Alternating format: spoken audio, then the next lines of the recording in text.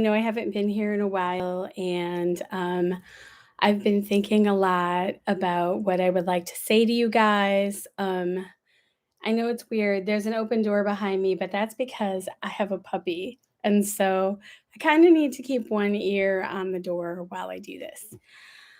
So, um, the title of this particular live is Transitioning Out of the UPC. I've talked a lot about what happened to me when I was in the church and sort of the fallout of that and the therapy that I've done, but I haven't talked a ton about how my life was when I first left. So, um you might remember if you've read my blog or watched videos before that when I first left, sorry, I have to keep my water close by. When I first left, I was really angry because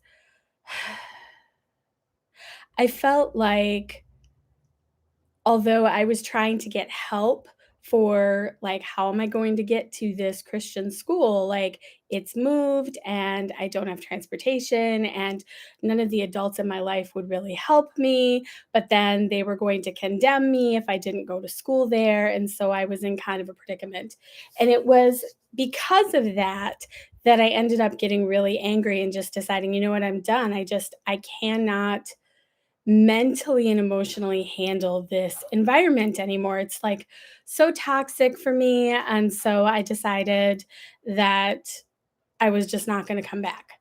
And one thing I've learned about myself as an adult is that once I decide that I'm going to do something, I usually do it without any hesitancy or looking back. I tend to be a very much like when I'm done, and that door is shut and it's not going to be reopened again. And so when I left, I was done and I wasn't going to go back and I was angry. Um, the first thing that I noticed when I left was that nobody was going to come looking for me. And as much as I felt like an outcast and as much as I felt like nobody really cared about me, I was still really taken aback by the fact that I had been going to this church since I was like 7 or 8 years old, and I had grown up for the most part. I mean, I was, 16, 17. I had grown up with all of these kids and all of these people, and I was so shocked that no one came to my door, no one called me. At that point in time, there were no cell phones or emails, but like everyone knew, like people knew where I lived. It wasn't like it would be hard to find me. And, I kept thinking about how much I would hear preaching about, Jesus going after the one sheep and like leaving the 99 and going and seeking out the one. And so I thought for sure that someone, even if they were just like a busybody that wanted to make me feel bad, would show up. And when no one showed up, I was like, okay, so either I am so sinful that no one is going to show up and look for me, or I really am the outcast that I thought I was, and they really don't want me around. And so, that was like super hard to cope with as, someone who was still a child and just feeling like essentially my whole family, my whole world, all my friends, and everything that I knew, they were perfectly okay with me just disappearing and never coming back and not being there. And that was shocking and painful. So, a lot of what happened as I was transitioning out of the church was born from a place of pain and feeling rejected. So, about I would say like 6 months to a year before I left the church, I got a job and I had started working at this little restaurant in the mall. And the first thing that I noticed when I started working there is that the kids who worked there, the other teenagers like me, were so accepting of me, even though I was weird.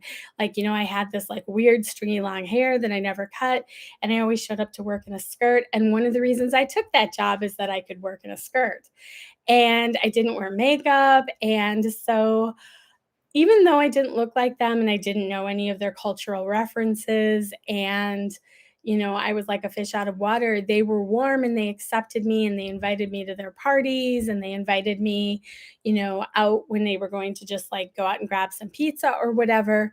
And it was such a stark difference from what I experienced in the church.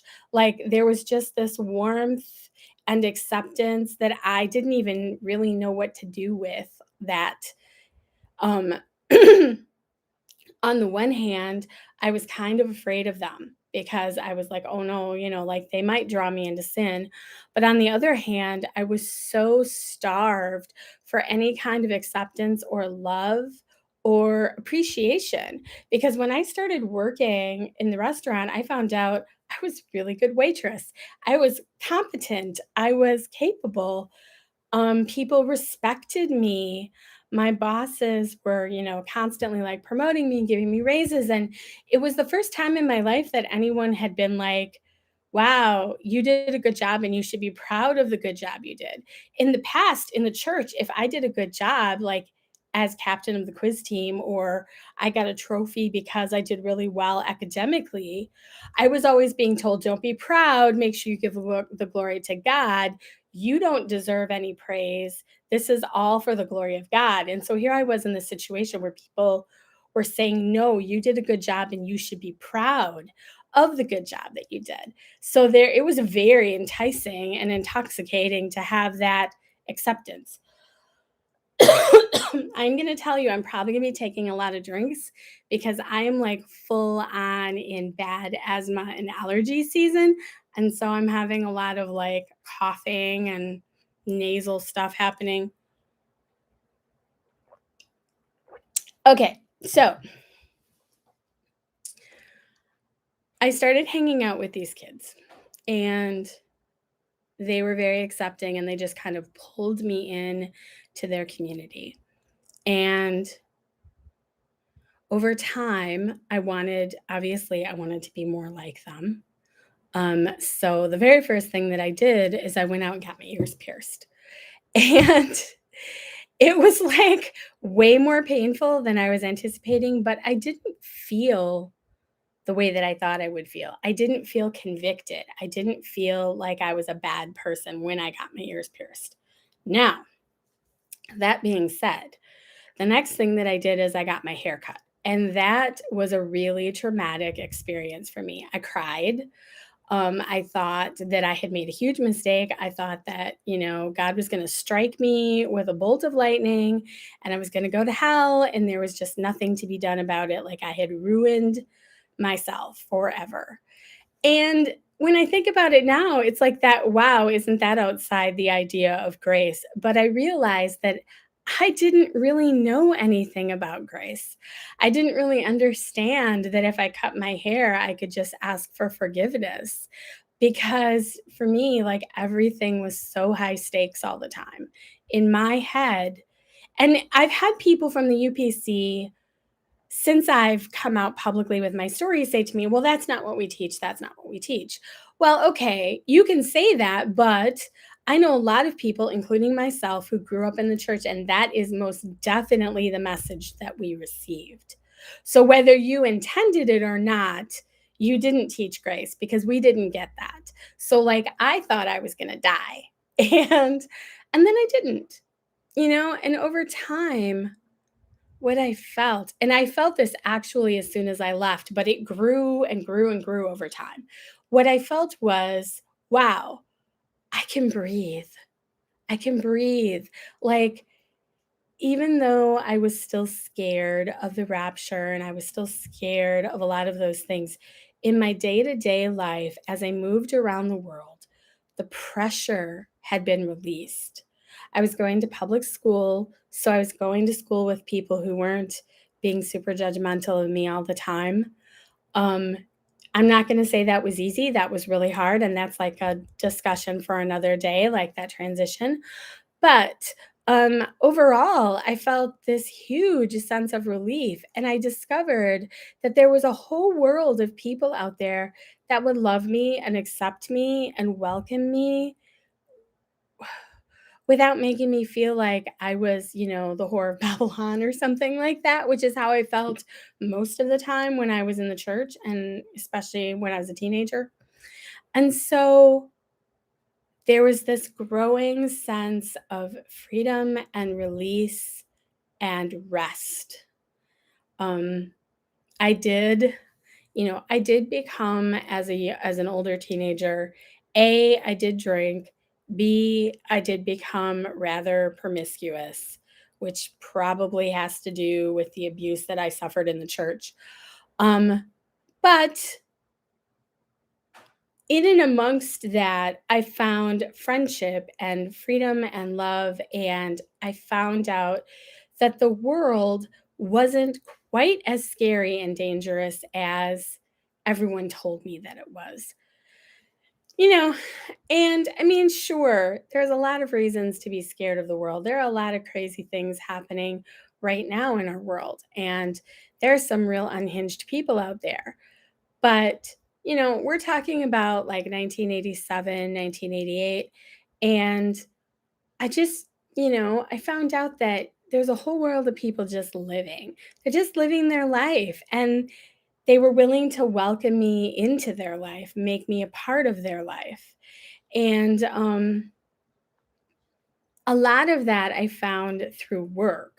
So I quit my one job and I went to work for another restaurant where I eventually rose up so high that they were trying to talk me into going into their program so that I would have my very own store to run. But I kind of knew I didn't want to do that. But through working my different jobs, I just met so many different kinds of people. And I finally, for the first time in my life, felt sort of normal. Um, I still don't feel totally normal. I think that it is because of my complex PTSD. I don't emotionally function the same way that other people do. I'm pretty severely traumatized from my childhood, and that's something that probably isn't going to ever completely go away. So, of course, there is this part of me that just doesn't really feel normal. But I felt a whole lot more normal and more like everyone else once I was out of the church and I could be around people who weren't so judgmental and so hard-hearted, and people who were willing to give me praise when I did a good job and willing to acknowledge that I had worth. Because, you know, growing up in the church, there were two things. First of all, I never felt worthy for class reasons, for race reasons, because I was abused and the way I was treated. But then there's also this like, none of us are worthy. Our righteousness is as filthy rags. And that was really driven home to me. And so, being able to be out and among people who didn't view me that way, who just saw me as like another person with worth and value, and who were like, of course, an adult male trying to have sex with you is crazy. And I get that now. I get that response now where it's like, of course, that's crazy. Like, I can't believe that that happened to you. Oh my God, like, what can I do to help?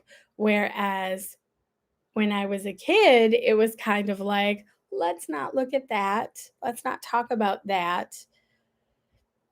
You did something. You did something.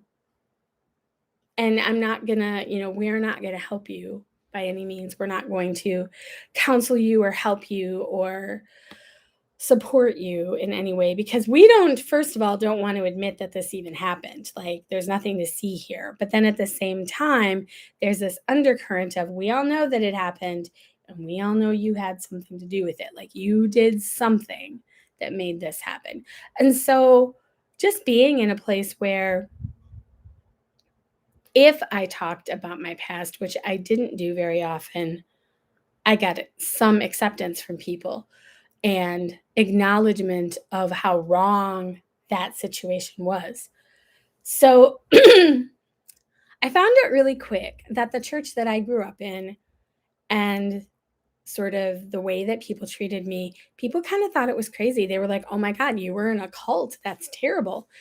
And that response really upset me. So I decided that I wasn't going to tell my story. I wasn't going to talk about my past because I didn't like the reaction that I got from people. They looked at me like I had a second head, like they got really quiet. Sometimes they treated me different, and it was really hard. And so I didn't talk about my past. What I did try to do was assimilate. I tried to be as much like the people around me as I could. I tried to sort of mimic their behavior because I really wanted to fit in, right? And I also really wanted to leave my past behind me. And I've heard this when I've talked to lots of people who left the church as young people. Is there is this period of time where you kind of go through this thing where you're like, there's nothing to see here. I'm fine.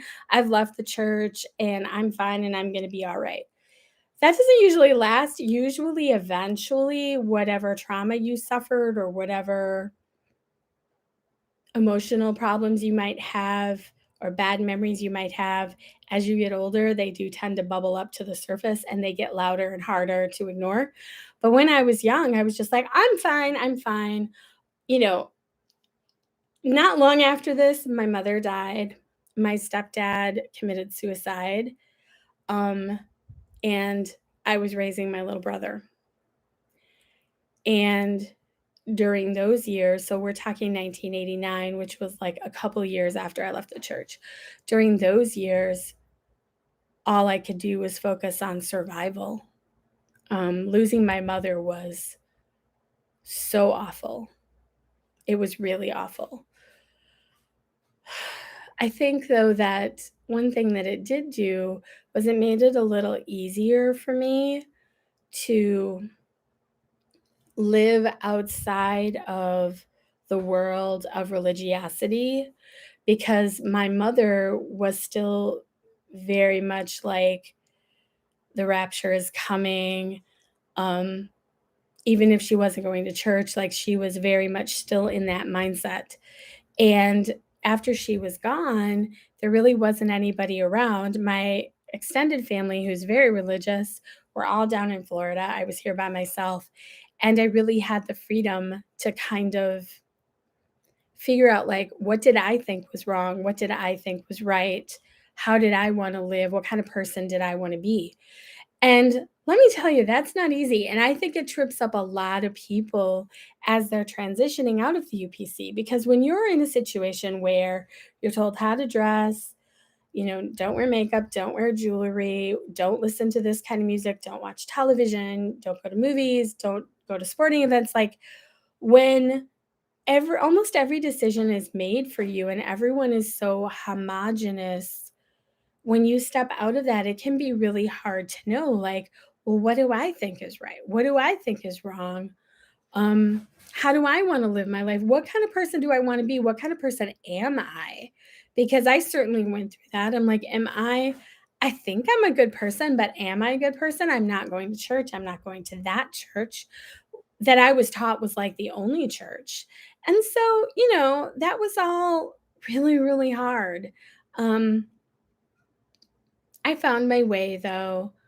I tried to stick to like the middle and not go too extreme one way or the other until I kind of got my bearings and felt like I knew who I was and what I wanted. And yeah, that was hard. Then, fast forward a little bit. When my kids were born, my oldest daughter was born in 92. And I really started to feel guilty and to feel like if I was going to have kids, I needed to raise them with some kind of awareness of God, some kind of sense of the Bible and salvation and all of that. But I couldn't bring myself to go back to Calvary Gospel in the UPC. I couldn't do it. I couldn't subject my children to that, and I couldn't I would have never felt like they were safe. I would have always felt like there was an opportunity for them to be hurt, and I didn't want my kids to suffer the same damage that I had. So, I started looking for churches. Um, I went to a Methodist church for a little while, and the people were really nice. It was very mellow, and I felt relaxed when I was there. I didn't feel a ton of pressure, but it did not, in my head, the message that kept playing was, this isn't truth, or this isn't, these people aren't saved. They might be nice people, but they're not saved. And I went through the same thing when I went to a Southern Baptist church, which was the closest I could get to how I'd been raised as far as like style of worship and, you know, sort of the intensity. But obviously, there was the problem of baptism, and obviously, there was the problem of speaking in tongues, which was not a requirement in either of those places. Of course, they baptized in the name of the Father, Son, and Holy Ghost, which was, in my viewpoint, wrong. Even though I'd left the church and I'd cast off all of this in the back of my head, I was like, this is wrong. Um, I was very judgmental of how people dressed, if they had their hair cut, if they were women, if they were wearing makeup. How could you walk into church with makeup on? Like that was such a hard transition. And eventually I made it. Like I still always wore dresses to church, but that had more to do with my mother teaching me that when you go into God's house, you always wear the best thing that you have to honor him. You don't want to come in looking junky if you have the option to not look that way. So I wore dresses, but I did, play with makeup a little bit. I did play with jewelry a little bit as I loosened up. But in the beginning, I couldn't even get the benefit of going to church. I couldn't get the peace, or, I couldn't get fed from the scripture. I couldn't feel relief that I was raising my children in the church because it never felt right. And that's one thing that the UPC does, is it sort of ruins you in a lot of ways for going to church or being around Christians afterwards. Now, I know a lot of people have overcome this. I just never could. I never could. I could never feel at peace. I could never feel right about being in those places. And I tried really, really hard. I just feel like because I was so young when I had my salvation experience, and I spent all of my formative years, even before I was in the UPC, sort of, with this intensity. And that's the thing, the intensity, right? So if you remember, I talked in the past about worship. And so for me, my view is that people that go to UPC churches are sort of endorphin junkies. So, you know, you go to church, you get hyped up and high, and then as the week goes on, that high wears off, and then there you are back at that Sunday evening service, getting all hyped up and high again on the endorphins of all of this like clapping and sort of ecstatic worship. And a lot of times people will be like, oh, you'll see the same people over and over and over again down at the altar, recommitting their life to Christ and having this amazing, like, physical experience in their body. And I think that that is just endorphins. I think that when you belong to a church like that, you get really addicted to the high of the worship and the crying and the swaying and all of that. That if you're not experiencing that, you feel like your relationship with God is somehow diminished. And so for me, when I was going to these churches, we're sure they were singing, they were joyful, they were praying, but they weren't doing it the way that I was raised. So it didn't feel real. It didn't feel authentic. It didn't feel like they were really talking to God. And that really became a stumbling block for me, ever feeling like I could have an experience of God in a church like that. So it kind of ruined that for me. I also just have a lot of trauma around anything church related. Um, I can hear the most sedate version of a song that I sang when I was in the church, and I will immediately get panicked.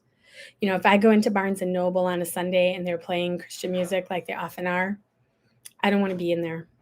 I can't shop in places that do that. And it's not like, I'm not exaggerating. Like, I literally have a panicked response in my body, and my brain is just like, you got to get out of here. And it's the same thing with like people quoting Bible verses. Like, if I hear someone, um, anything like that, anything church related, immediately triggers this really negative response in my body. And, that made going to church really hard. But I did try. I did try after I transitioned out to transition into a different church. It just didn't work for me. I eventually left the Southern Baptist Church because at the time, my first husband was being really physically abusive, and they told me that I couldn't get a divorce because if I got a divorce, I would go to hell. And, he was throwing things at me, choking me, spitting on me, narrowly missed hurting the kids while trying to hurt me. And I knew that I needed to not be with him because it was too dangerous for me. It was too dangerous for my kids. And so we needed to not be together. And in that moment, when my elder told me that, it was like getting hit by the UPC bus all over again. And at that point, I was like, okay, I'm done. I'm just done with Christianity, period. I don't want to be associated with this anymore. I don't want to be associated with a God that would burn me in hell for not continuing to get beat up, not continuing to have, be called names and be emotionally abused and having my children in harm's way. Like, I couldn't go along with that anymore. And so that's sort of how I transitioned out of being a Christian, period. Other things. So, music. When I was a teenager, I would sneak and listen to music that was quote unquote worldly music. I would sneak and watch MTV from time to time because my mom did have cable. And then I always felt incredibly guilty afterwards, and then felt like I had to go through this huge, like, repentance and giving my life back to Christ kind of thing. It was hard being a teenager in my house because my mom did have cable when I was a teenager, and here I was, the only person in the house not watching TV, not, enjoying the cable, and it caused me to have to separate myself from my family. As a teen, if they're all sitting around the TV eating dinner, I would take my dinner in my bedroom. And it was a very isolating experience. When I left the church, that is one thing that I did not feel guilty about, and I just sort of threw myself into because I really, really, really love music. Music is a huge part of my life even now. And so I did not feel an incredible amount of guilt around watching videos or listening to music. I did sort of feel some guilt about going to the movies and watching television, and I couldn't really tell you why. I can say though that just like gradually over time, I relaxed about that, and that feeling kind of went away. What what never really went away until I did some really intensive therapy, was just this feeling in the back of my mind that I could miss the rapture. I could go to hell if I died. And it wasn't tied to any specific sin or thing that I was doing. I think it was more tied to just not going to the UPC. I think that in some ways, the UPC was God, and God was not the separate thing. God was the UPC, and whatever Pastor Grant said, whatever the church said, it was almost like I felt like when I was going to be standing before the throne of judgment, that Pastor Grant was going to be standing right there with Jesus saying, nope, not that one. And Jesus would be like, okay, if you say so. Like, I really felt like in some sense, the UPC had replaced God. And so my fear of going to hell was more about the fact that I wasn't in the UPC, that I wasn't a member of the church anymore. And then I wasn't a member of that specific church. I mean, that's the thing. Even within the UPC, there's differences in holiness standards. There's, differences in the way things are taught, slight differences. So it was almost like I couldn't just go to any UPC. I had to go to that UPC. Like, I was that sort of damaged by that system that I felt like that was my only road forward. My only road forward, if I wanted to get to God, was to go back to the place where all of my abuse happened, go back to my abusers, and basically turn my tail and, fall in line, admit that I was a terrible person, and really in their eyes was probably always going to be a terrible person. That was really hard. And so I walked around with this sense of like doom, impending doom all the time. That is something that I feel like I've sort of transitioned out of, but it's precarious, right? So like I still have to guard what I see, what I hear, and sort of what I allow myself to take in, because I feel like it could be really easy to fall into that state of being again. So I always have to be really careful. But I guess what I would say, what I wanted to say in making this video to anyone who is stepping out of the UPCI and feeling overwhelmed by all the options, right? Because the world is full of options that you don't get to experience or even really think about experiencing when you're in the church. Be gentle with yourself. You don't have to change everything overnight. You don't have to go out and cut your hair and slap on some makeup if you're a woman. You don't have to go out and, buy a TV tomorrow. Like, it's okay to take your time and find your own place of comfort, and that will change over time, and that's okay too. And it's okay if your transition out doesn't look like everybody else's. If you decide you want to go to a different apostolic church or a different, whatever, like a charismatic church or something. I mean, it's your journey and everybody's is different. And I'm not going to judge you on how you transition out.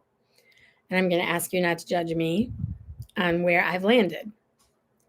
I have a lot of friends who have left the UPC who are still Christians. And man, they were able to do that. That's great. I'm happy for them that they have that in their life if it makes them happy. If it brings them peace and it makes them happy and it's where they want to be, then I'm happy about that. I don't judge them for making a different decision than me, and I'm hoping that they're not going to judge me and they'll understand when I say that that is not a possibility for me.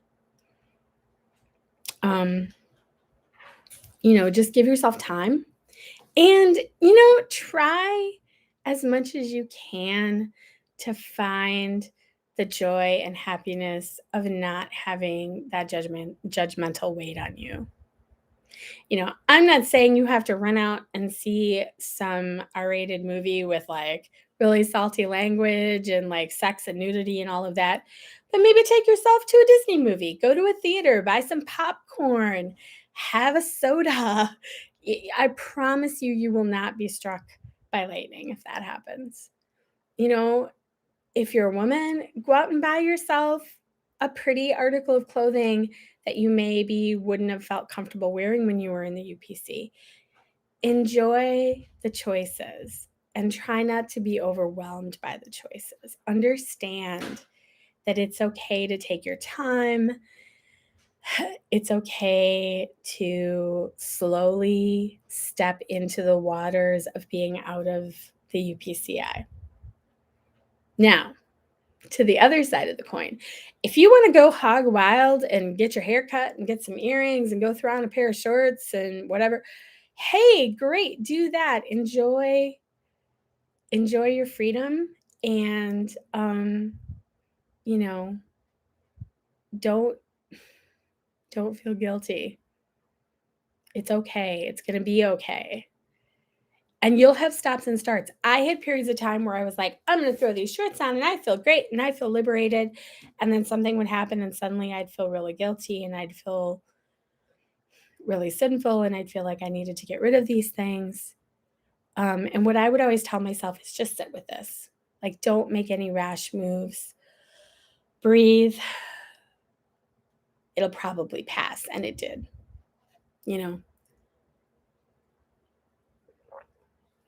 Over time, I started to become aware of what my triggers were and what the sort of ebb and flow of my feeling guilty and scared, what those patterns were. And so I learned that if I just sit with this, if I just breathe through it, if I just try to distract myself, those feelings will go away. And then I can start moving forward again. It didn't take me incredibly long to realize that I was super traumatized. I just didn't have the language. I didn't know where to look for help. It wasn't until I was in my 40s that I learned that complex PTSD was a thing, that I got a diagnosis, that I started to really realize the damage that was done. But I always knew. When I had my kids and I realized how much I loved them and how wonderful they were, I just couldn't understand, especially when my kids started to get to the age that I was when I was in the church. I just couldn't understand how you could treat a child the way that I was treated. I just couldn't understand it. And it helped me to see more clearly that my values did not align with that of the church that I was raised in, and that I felt pretty sure that I was a better human than the people that had raised me. And so when these moments of like triggers and guilt and whatnot would come up, I learned to just sort of breathe through it and be like, it's okay, you're not going to go to hell. And I would just kind of repeat that message to myself. Now, I'll be honest, there were a lot of times when I didn't really believe it in the back of my head, right? It's a process. You're not going to just be liberated from those belief systems immediately. I think that the older you are when you come into the church, the easier it is. And I think that the shorter time that you're in the church, the easier it is. I think those of us who spent our childhoods in the church and our formative years, we got those messages and they're sort of stuck in that lizard brain. I think we have a harder time. And if you're one of those people in any of those stages, please feel free to contact me if you just need support, if you need to vent, if you just need someone to listen. I'm always willing to listen. I'm always willing to help in any way that I can. If you haven't read my blog, it's the same name as my YouTube channel, Surviving Church and Childhood. My name's Debbie McNulty. You can find me on Facebook. If you need support, I'm always willing, like I said, to chat with you in Messenger or whatever. So that's all I got for now. If you have questions, like if there's something I didn't talk about that you have questions about, leave them in the comments. I'd love to have a conversation about transitioning, and I'd love to like help in any way that I can. So if there's something I didn't talk about, let me know. And I'll try to either address it in a video or answer it in the comments. I hope you guys have a really great week, and we'll talk soon.